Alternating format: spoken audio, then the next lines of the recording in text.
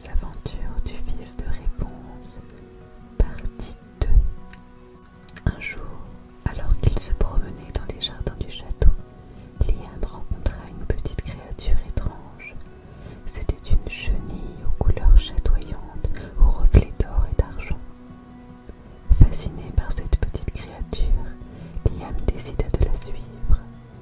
La chenille, d'un mouvement lent mais délibéré, se dirigea vers la forêt enchantée. Liam, intrigué, la suivit de près. Plus il s'enfonçait dans la forêt, plus il découvrait de merveilles.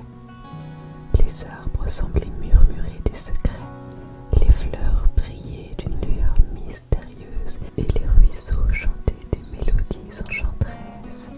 La chenille, quant à elle, continuait à avancer, se transformant lentement en un magnifique papillon aux ailes scintillantes. Le papillon s'envola alors dans les hauteurs de la forêt et Liam le suivit, grimpant de plus en plus haut jusqu'à atteindre une clairière secrète.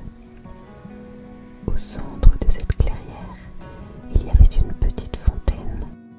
L'eau de la fontaine était cristalline et semblait briller de l'intérieur. Liam s'approcha avec précaution et trempa ses mains dans l'eau fraîche.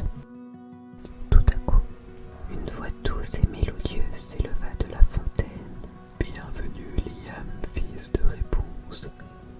Tu as été choisi pour découvrir les merveilles cachées de cette forêt enchantée. » Liam, émerveillé, regarda autour de lui, mais il ne vit personne. « Qui es-tu » demanda-t-il. « Je suis l'esprit de la forêt, » répondit la voix. « Je suis celui qui veille sur cet endroit depuis des siècles. J'ai observé ta curiosité et ton amour pour la nature et j'ai décidé de te révéler certains de ses secrets. » Liam sentit une vague de gratitude envers la nature qui l'entourait.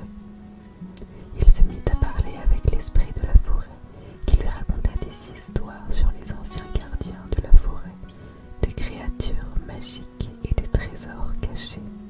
Parmi toutes les histoires, une en particulier